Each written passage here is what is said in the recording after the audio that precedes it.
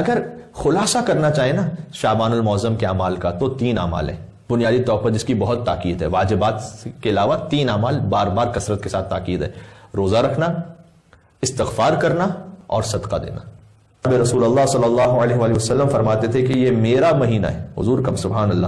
پس تم بھی اپنے پیغمبر کی محبت میں اور خدا متعال سے تقرب حاصل کرنے کے لیے اس مہینے میں روزہ رکھو.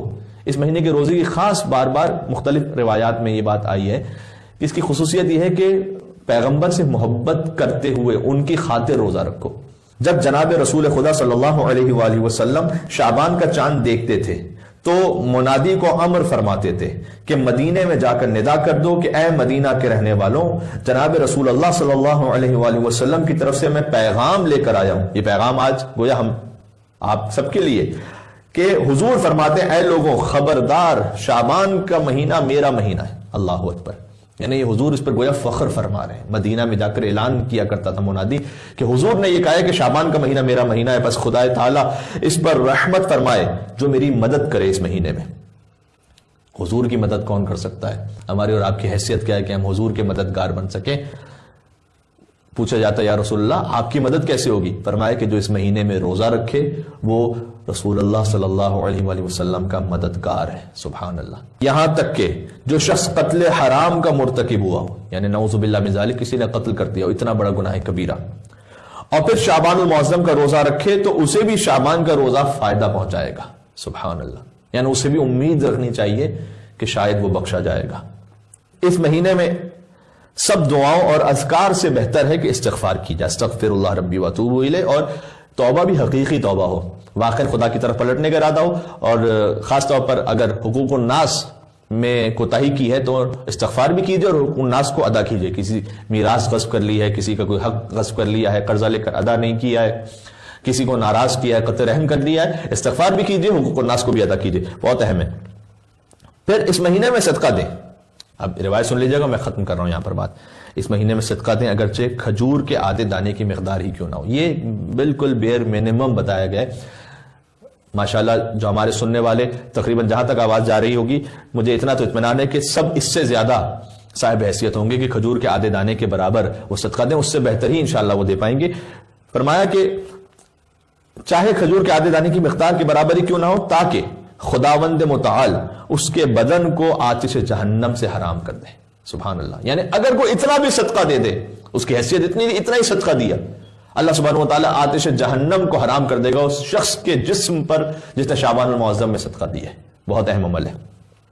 امام جعفر صادق علیہ السلام سے منقول ہے کہ آج جناب سے رجب کے مہینے کے روزے کی فضیلت کے بارے میں پوچھا گیا تو آپ نے فرمایا تم لوگ شعبان کے روزے سے کیوں غافل ہو؟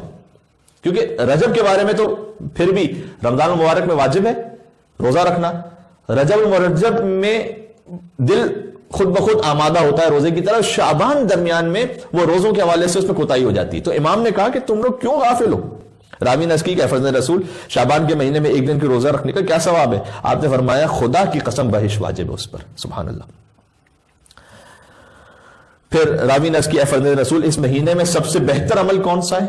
آپ نے فرمایا صدقہ دینا اور استغفار کرنا. بار بار یہ روایت میں تکرار ہو رہا ہے کیونکہ جو شخص شعبان میں صدقہ دے، غور کیجئے گا بہت اہم جملہ ہے، تو خدا متعال اس صدقے کی تربیت اس طرح سے کرے گا کہ جیسے تم اونٹ کے بچے کو پالتے ہو. عربوں میں جو اونٹ وہ سب سے ان کی قیمتی کموڈٹی ہوتی تھی. اگر کسی پاس ایک اونٹ بھی ہے تو اس کی زندگی بھر کے معاملات کے لیے کافی ہوتا تھا. اسی سے اس کی تجارت ہے، اسی سے اس کا سفر ہے.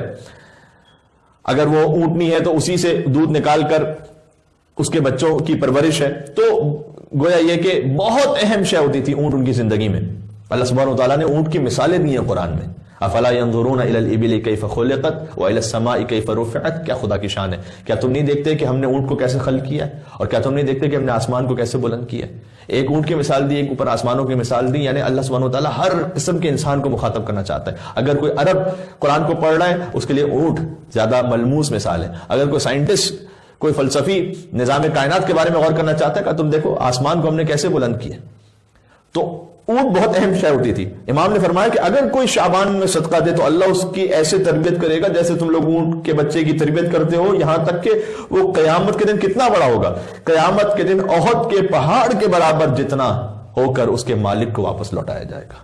سبحان اللہ. اس مہینے میں بہت زیادہ صلوات پڑھیں خود. اللہم صلی علی محمد و آل محمد. ہر گفتگو میں آپ کے سامنے عرض کرتا ہوں کہ ہم آپ کو یہاں پر مس کر رہے ہوتے ہیں، اس لیے کہ جب خاص طور پر صلوات کی کوئی بات آتی ہے تو مجھے یقین ہے کہ آپ اپنے گھروں میں یقیناً ذکر صلوات پڑھتے ہوں گے، لیکن تو یہاں پر بیٹھ کر جو آپ کی اجتماعی صلوات ہوتی تھی اس کی آوازوں سے ہم اس وقت کم سے کم محروم ہیں.